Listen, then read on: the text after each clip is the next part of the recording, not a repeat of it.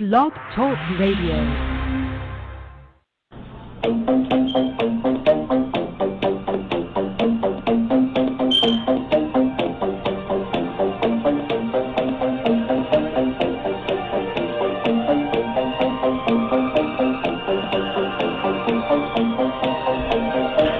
From the high mountains of the great Southwest Canadian Rockies, I bid you all good evening, good morning, good afternoon, whatever the case may be, wherever you are in this world, of which is covered by this radio program.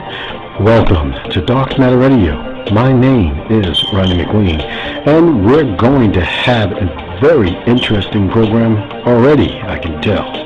We're going to dive deep into the infinite universe and all its possibilities. So hold on tight, grab a cup of coffee, some tea, whatever tobacco products you might be smoking, and settle in for a very, very interesting program.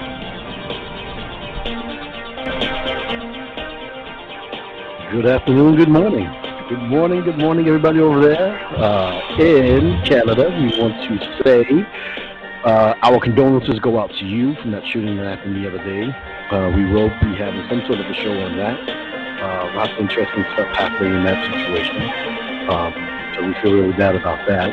Well, good morning to the people in the United States.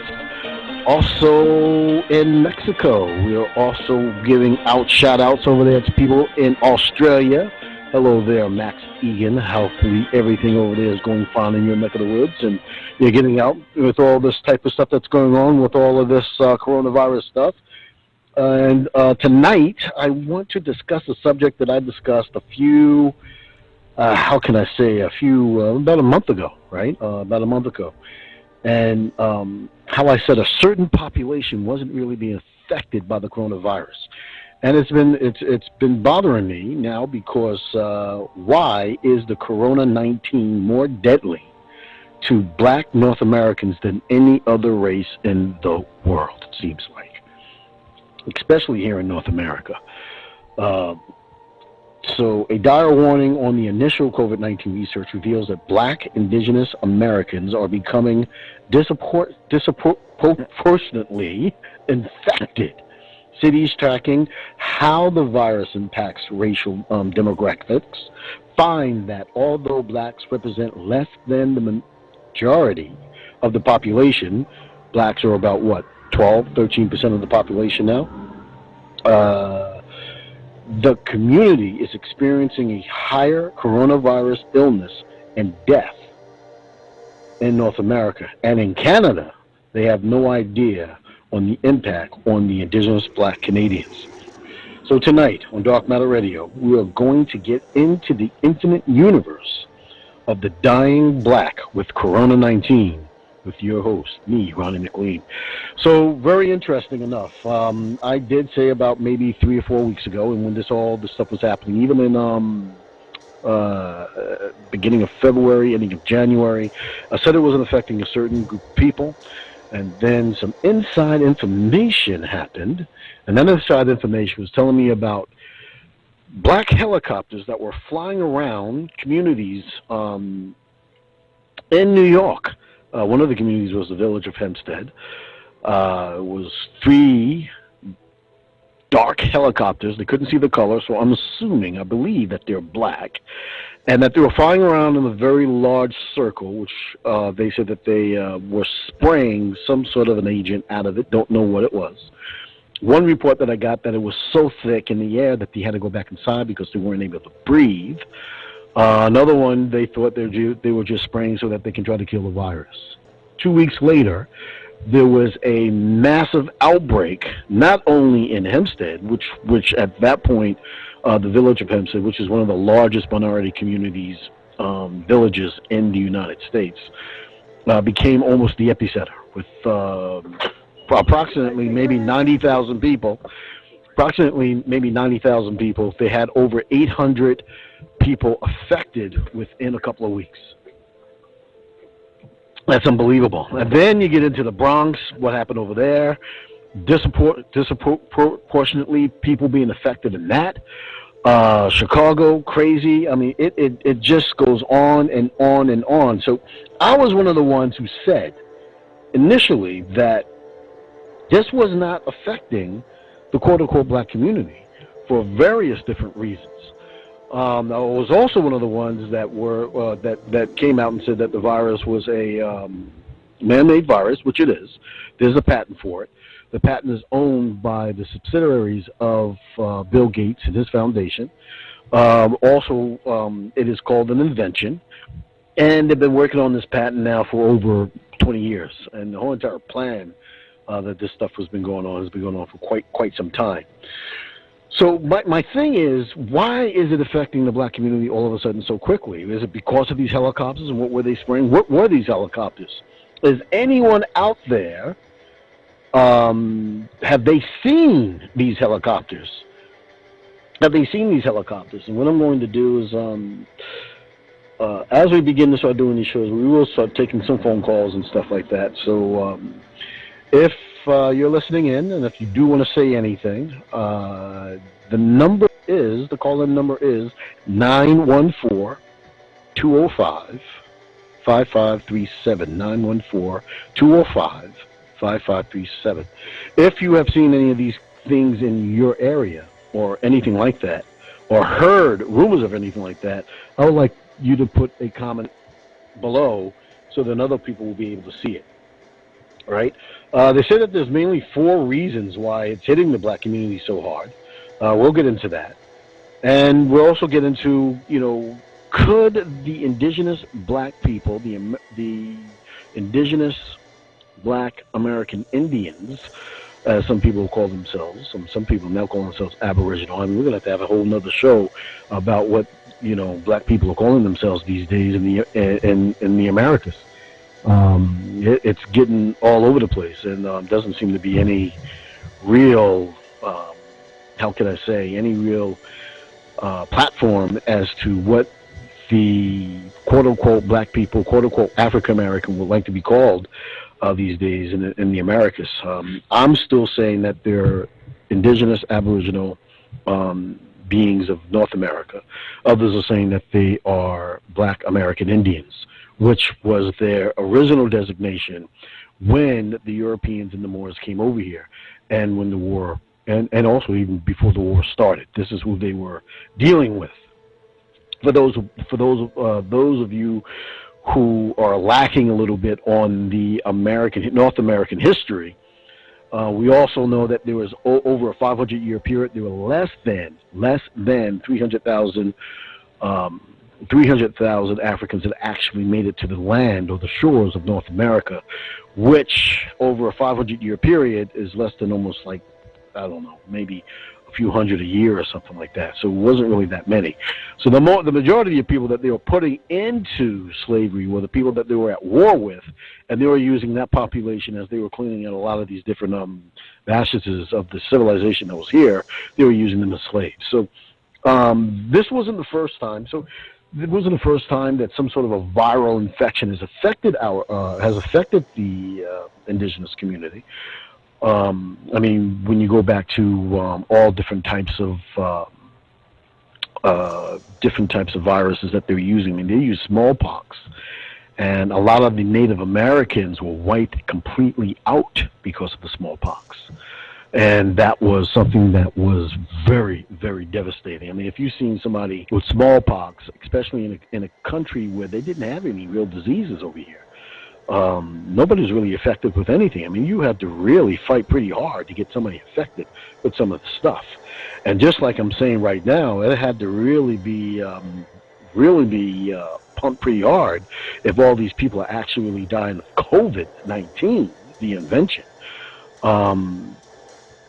In this one certain community. So, in Milwaukee, Wisconsin, blacks account for 81% of the COVID-19 deaths, while only representing 26% of the population. This is insane. Communities are dealing with abject poverty, coping with environmental injustice, should heed the warnings coming from Milwaukee. So this is what they're saying. And again, a lot of this information was coming back in the beginning of beginning of April, right? We have Detroit, Michigan, and New Orleans, Louisiana are emerging as American hotspots. All of a sudden, I mean, this pretty much happened overnight when this was going on, right? Before, you didn't hear anything. Nothing on TV. There was nothing on the radio. There was nothing in the newspaper. You didn't even know who was actually getting the viruses. I mean, they weren't promoting any racial group about getting the viruses. And then all of a sudden, overnight, bam, there it was. Your face is everywhere, and you became the whole entire face of the coronavirus outbreak. The same thing happened with HIV.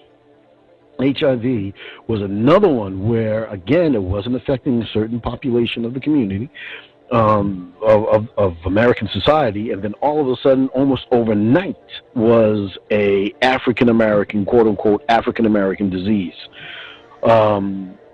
It's insane, right? So, they're saying that, we got Detroit, we got Michigan, we got New Orleans, we got Louisiana, are emerging as American hotspots and highly contagious coronavirus infections and deaths. Both cities, or all cities, have a significant amount of black population. So when you start getting down into the deep south, you're getting into the heart of where many of the black people live, or indigenous Americans live, that do not live in projects, right? I mean, there's a significant amount of people up in New York that don't live in projects as well, but there is a significant amount of the population, hundreds of thousands of people, that do live in the projects, right?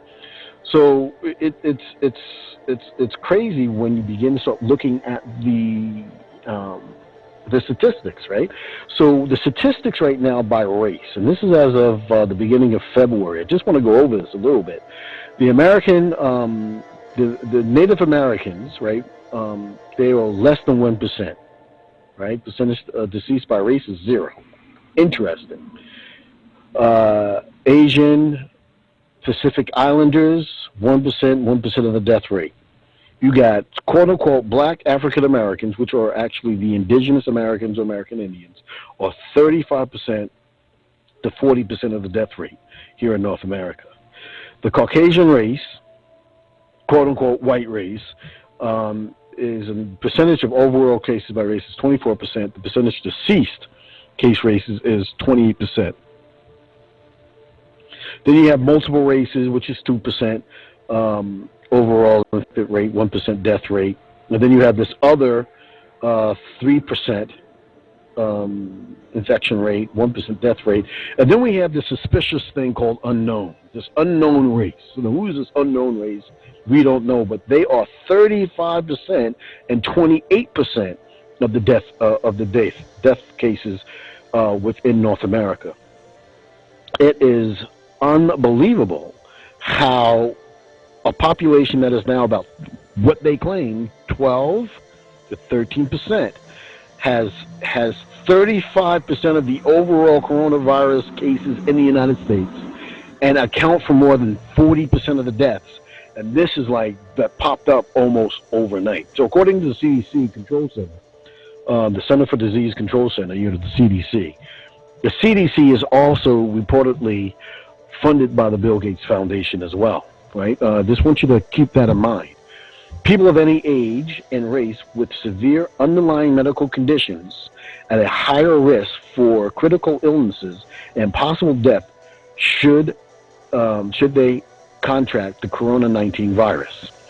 So the indigenous Americans, here they have the blacks, but the indigenous Americans, of course, the nation should, however, remain unapologetically vigilant and overcautious about COVID-19 because of the community has a higher rate of adverse health issues. Now, again, you're getting a lot of these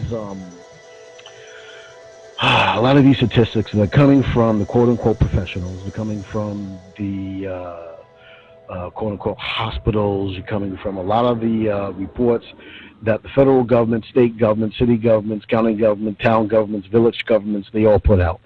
And to keep track of a lot of different types of things. And these statistics are important, but I am very seriously doubting a lot of the information that is coming forth from the general public because of just how it is being laid out on the news. Because now everything is being plastered in racial context, right? Because now it's like all hands on deck to the quote unquote black community to combat this coronavirus, which is killing your race of people, which again wasn't really affecting any black people in the world until I heard about all the spraying.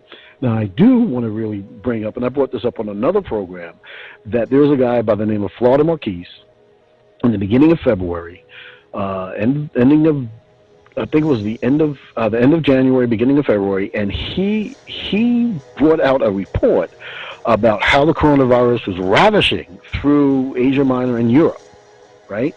And also ravishing through the very hot Australia and getting into the United States. And he noticed that it wasn't really affecting Africa at all. But he did mention that there was some sort of a weird illness that was going on over there. He didn't know it was a virus, whatever. He had a newspaper report, and he was reading off of it, and said that it was killing people almost instantly. They don't know what it was, just popped up, and it was crazy and was killing a lot of people. So before they got infected over there with the coronavirus, this thing was running around killing people. And still to this day, haven't really heard much about it and don't know what it was. So when you take a look at this stuff, I mean, it starts to get crazier and crazier, right? So now all of a sudden, it's a completely black disease. COVID-19 is a black disease now, killing black people, and they also got a situation where they're putting people behind these, putting them in quarantine, and then they put them in isolation. And when you go into isolation, you never see them again. Pretty much is what it is, right?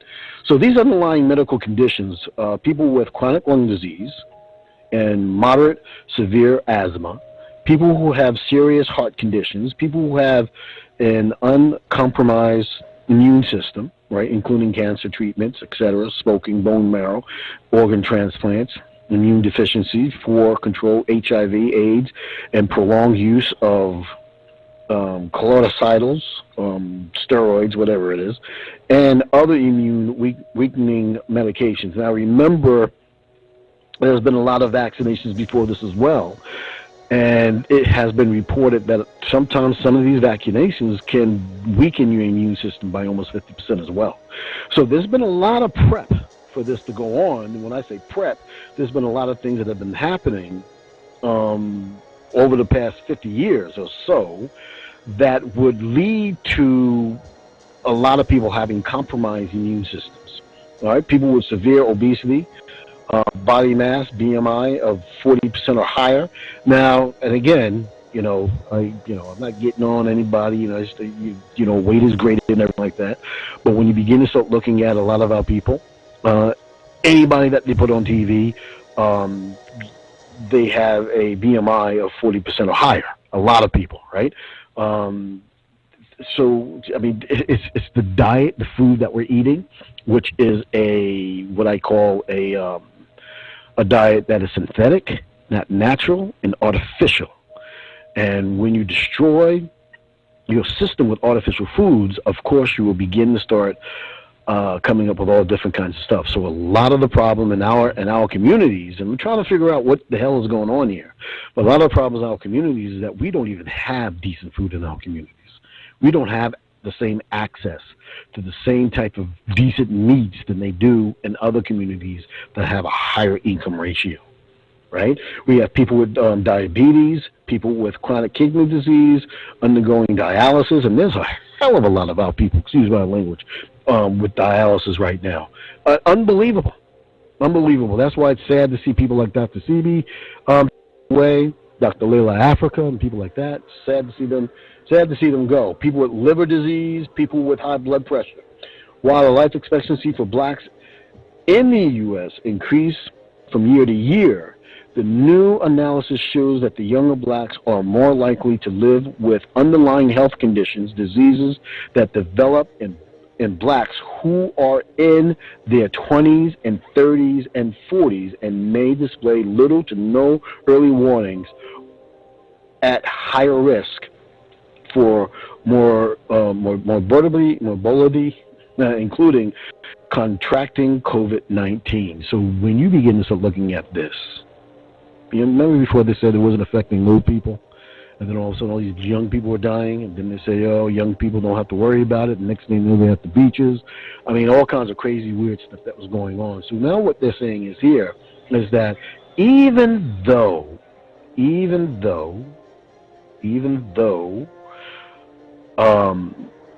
they're young, a lot of the people in what we call the Aboriginal, indigenous community, some people call them Black American Indians, are already sick by the time they're 20.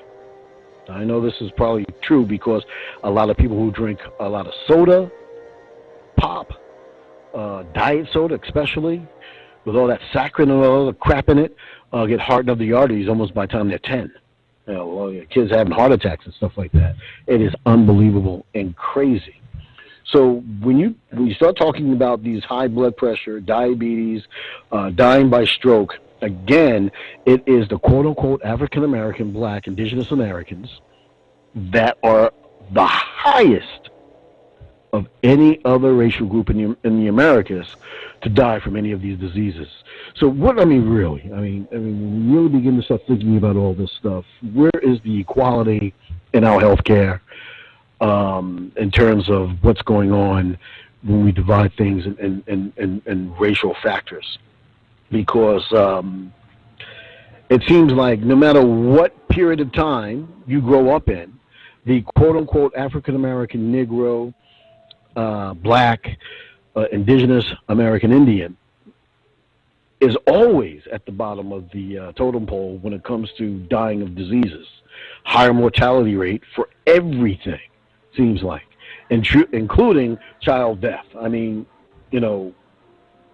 haven't even gotten into the statistics about, how many kids are dying from so many other different types of things like gunshot wounds. If they did that, they would have shut down the country for a long time ago. So a Bloomberg report about a study in the deaths in Italy states that almost half of the victims suffered from at least 3 prior illnesses, and about a fourth had either 1 or 2 previous conditions. And more than 75% of the high blood pressure had high blood pressure, about 35% had diabetes, and third suffered from heart disease. This illness is really showing you how sick this world really is. Now, if the Aboriginal or if the indigenous Black American Indian community is that ill, there is a serious problem with the whole entire medical system of the United States. It is unbelievable that the Black Americans between the ages of 18 and 34 account for 12% of the high blood pressure diagnosis, 33% for ages 35 and 49, and 61% of the ages of 50 and 64. This is insane. This is insane. And this is the reason why when I start talking about co-creation communities, when I talk about decolonization, when I talk about the ending of the doctrine of discovery, all of this goes into creating or going back into a system that is natural for the indigenous American Indian, for the indigenous Black American Indian, that will be able to be conducive to be able to take care of themselves health-wise. Because this system that they're in now is killing them. And it's been killing them since the inception of the war that had started well before 1492. Some of these statistics are just unbelievable. And according to the National Medical Society, there are currently some 4.4 to 9 million Black indigenous American Indians adults with diagnosis of underlying diabetes. Moreover, the Black indigenous American Indian parents are more likely than white parents to have diabetes. It's just insane. And I want the world to know this. I want the people over there in Europe. I know you're going through your own problems right now, but I need the people everywhere on the planet to have an understanding that there is something just not right about these statistics, because these statistics don't ever change. Not only do they don't ever change, but they don't ever get better. And then, this prompts the reason why did this thing happen almost overnight with this COVID-19 stuff here in what you call Black America. So the risk of diabetes is 77% higher among Aboriginal Black American Indians than among non-Hispanics, whites, American. The rates of diagnosis of diabetes of non-Hispanic Black Americans are 18.7% compared to 7.1% of non-Hispanics and whites. And like I said, these numbers just don't get better for the quote-unquote Black indigenous American Indian here in North America. So when you look at the coronavirus disease, it reveals that the demarcation of injustice in the American, consequently, poor people, or I'm just going to say poor people because there are some other people that are mixed into that as well, other marginalized communities, and the Black Americans are at high risk. It's unbelievable. And then when you get down to the 4 reasons for the coronavirus hitting the community so hard, among them, you have higher rates of underlying health conditions and less access to health care. You have American indigenous Indians that hold a job that's more essential. And what does that mean? Black people are more likely to work in jobs that put workers in close contact with others who might be in poor health, and to make engagements and social distances more difficult. And again, I'll just finish this off here. You have insufficient information.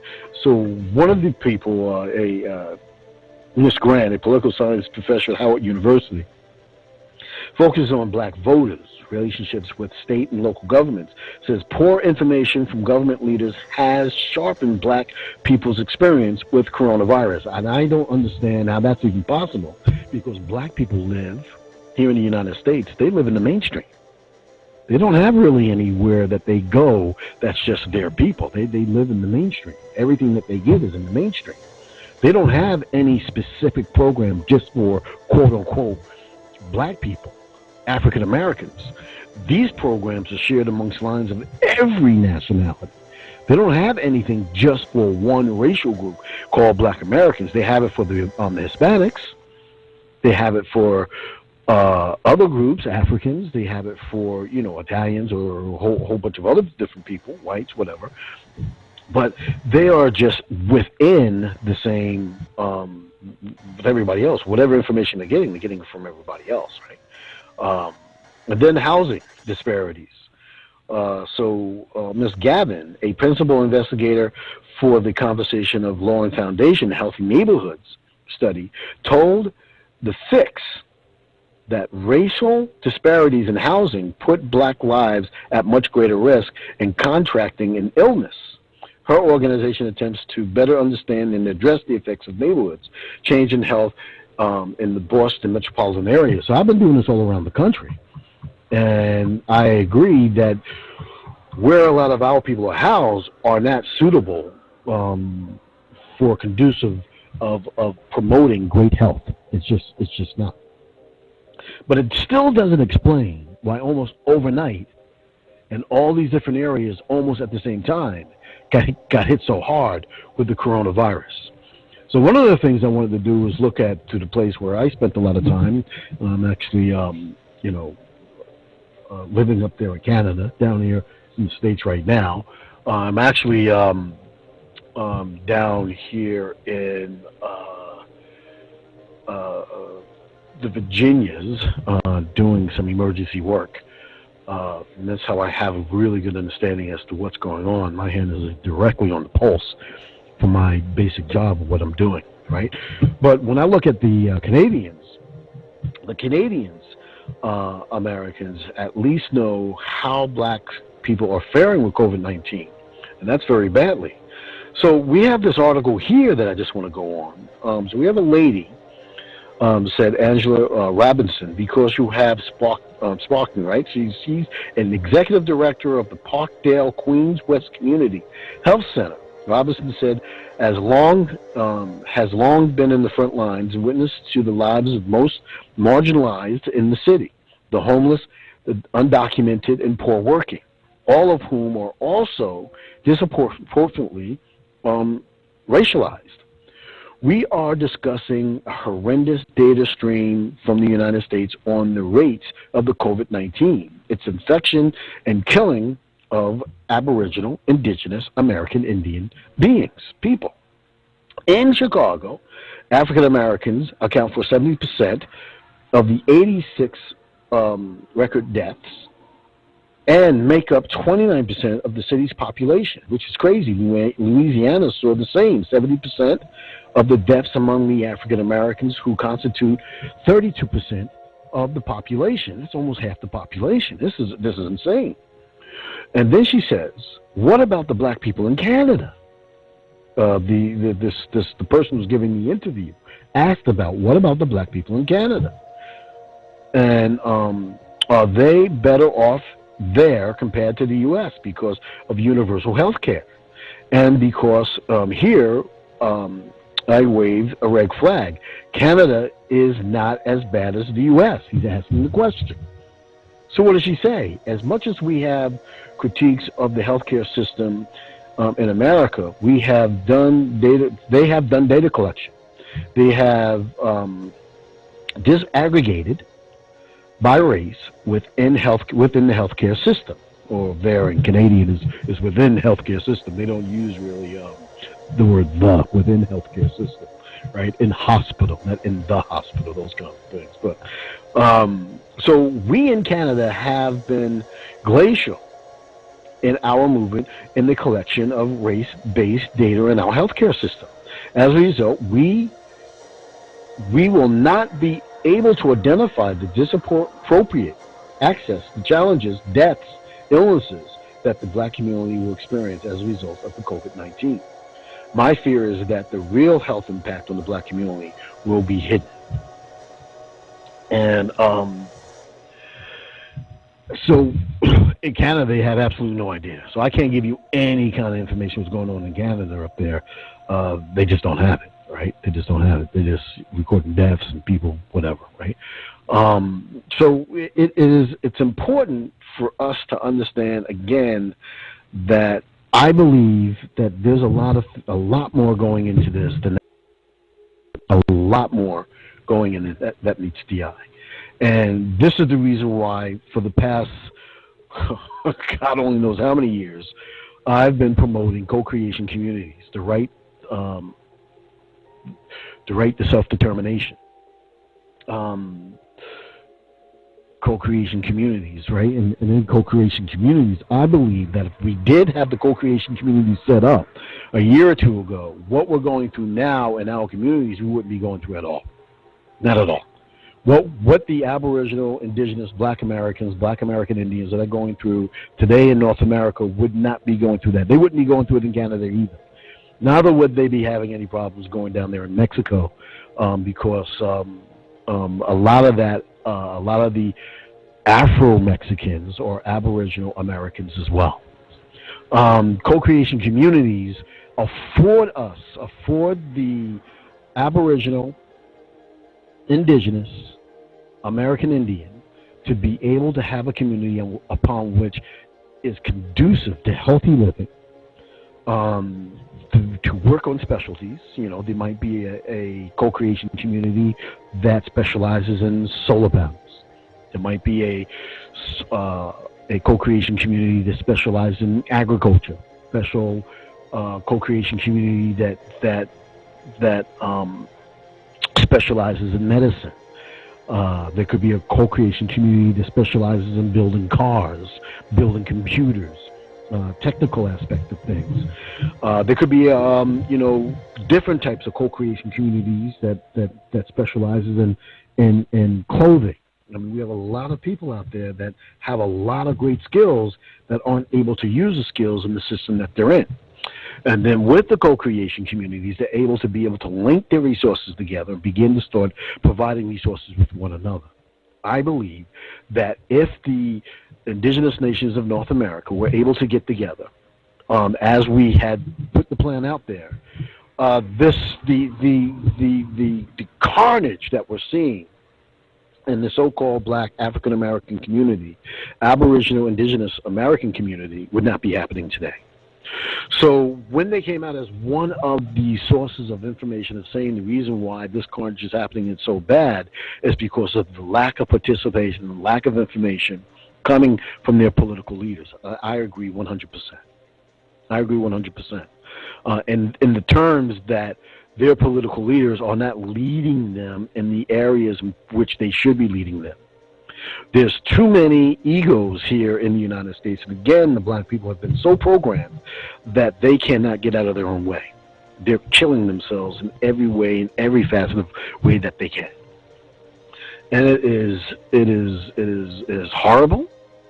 It is unbelievable because we have a lot of good mothers that are out there that love their children. These children are in a bad situation because one of the things that co-creation communities do concentrate on, they concentrate on helping to fix the adult population, so that in that way the younger population will be able to have a leg to stand on and images for them to be able to live up to. Right now, the images that they have that they're living upon is people who are in sports. You know, you have the music industry, and you have the entertainment industry, and any of these other industries that are out there, especially in North America, I say all around the world, and everybody's really affected by this. I mean, they give good entertainment, but this entertainment also is entertainment that does not promote Black society or Aboriginal American society in its proper light. Not at all. This is the reason why co-creation communities and putting themselves in a situation as to where they'll be able to take care of themselves better. I mean, right now, people are going into hospitals. I mean, they're going into hospitals and they're almost immediately being put on ventilators. I mean, all this stuff hopefully will be coming to an end pretty soon. As they say that these numbers are going down, but they're saying that there's going to be a second, third, maybe even the fourth wave of this coronavirus stuff. And then what's next? If there's going to be some sort of a meteor strike. We got the food crisis that are coming. Right? The food crisis, that's another thing that's affecting us. Because right now, we have a lot of the meat packing plants that are shutting down. Now, these meat packing plants that are shutting down, again, no Aboriginal, Black, American Indian control any of the industries. They don't control anything. They have absolutely no control over their livelihood, their politics, their economics, nothing. Right? Nothing. Which is in direct violation of the UN decolonization charter. We should have control over our education, control over our economy, control over our religions, control over our children, control over our politics. We should have control. Right now, we have no control over nothing. When I say we, the Aboriginal, Indigenous, American Indian, so-called Black people of the United States, African Americans, so-called. A lot of people walking around, they have no idea what's happening. I mean, we have right now, how many, it's going to be very interesting to see the breakdown of this unemployment. How many of these Aboriginal American Indians have lost their jobs, right?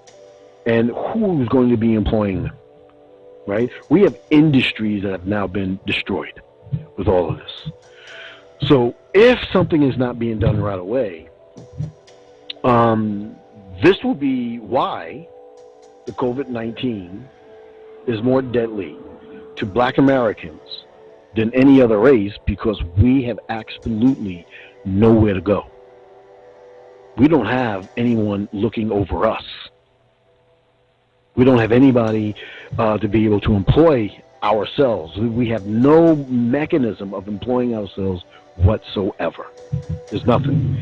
And then when you look at all the statistics, as it's been since the inception of when the war began, before 1492, everything is the lowest quality when it comes to what you call Black America, the American Indian, Aboriginal, indigenous being of North America. And this goes into Canada too. This goes into Canada too. It goes into Mexico too. But I have to mention Canada because a lot of people don't think Canada is part of North America. Can you believe that? I mean, what is our education system really teaching people? It's unbelievable. So when you look at this, the dire warning that comes from INA, the Indigenous Nations of North America, is that if the so-called chiefs and leaderships of these Aboriginal communities don't actually begin to start coming together and stop fighting against one another, there's going to be even more carnage, because there is absolutely nothing you can do selling your soul out to a system that doesn't really care about anybody. At this point, they don't care about anybody. And that's the truth. That is the truth. So we'll have more shows on co-creation communities, but this is the reason why the COVID-19 is more deadly to Black North Americans than any other race in North America. It's because of the leadership of the North American Aboriginal, Indigenous, American Indians, so-called African Americans, so-called blacks, their leadership, whether the people that are in politics, whether the people that are running small community centers, their leadership is not leading the people where they really need to go in order for them to be able to control their own environments. And if you can't control your own environment, you don't control your children, you don't control your food, you don't control anything. And right now,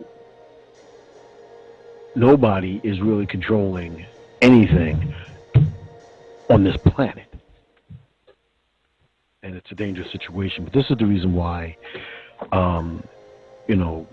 the American black person in the United States, who is really the indigenous Black American Indian,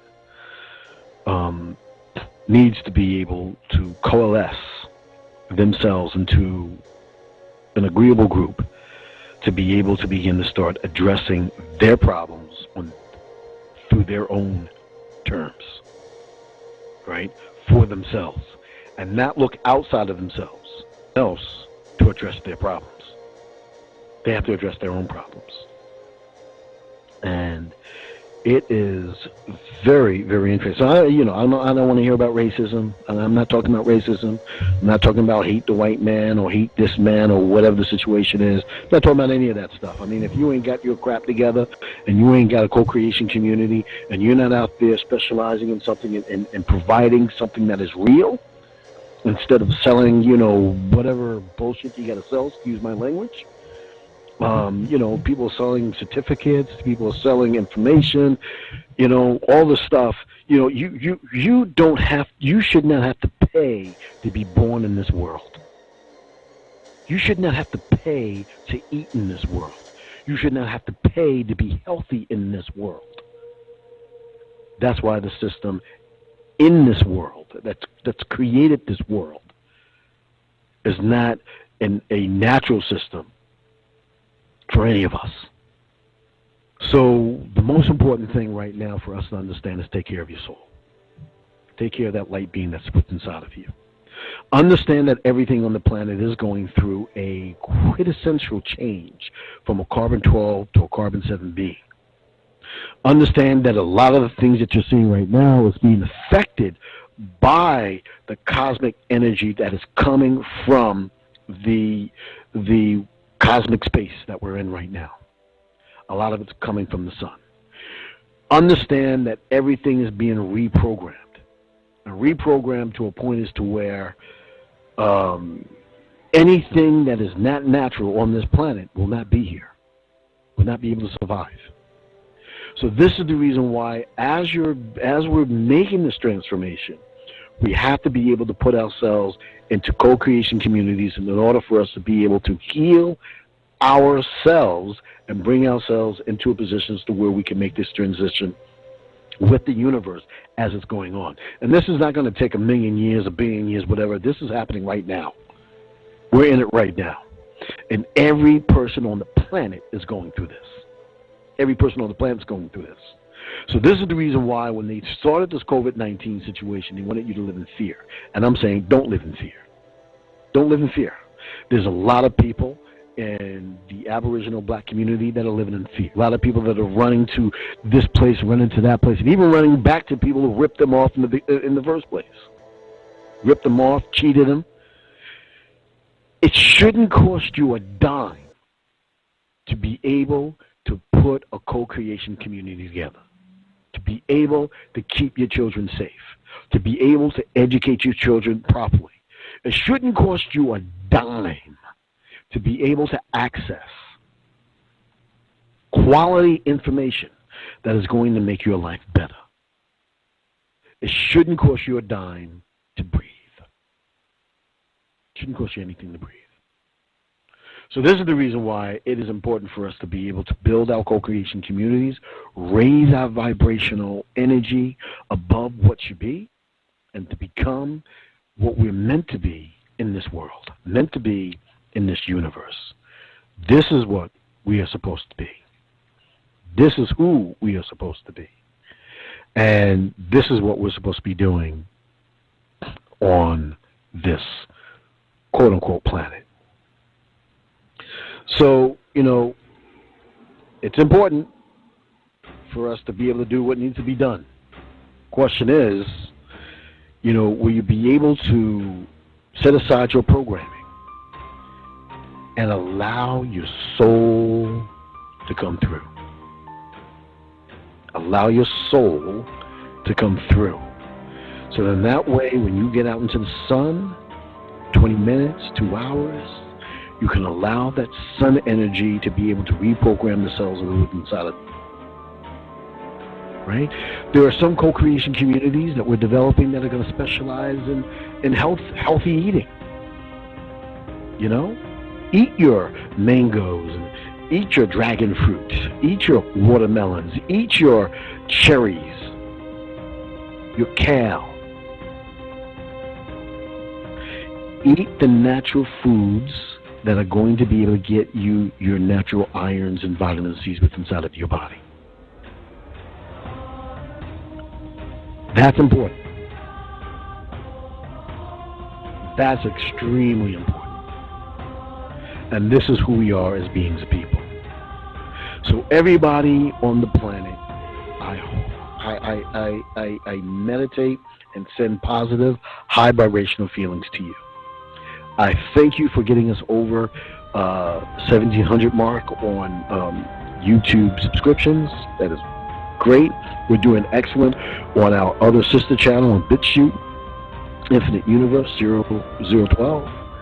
And we are building the co-creation communities, and we're coming together, and we're going to be having more shows and talking about this and developing a lot of things.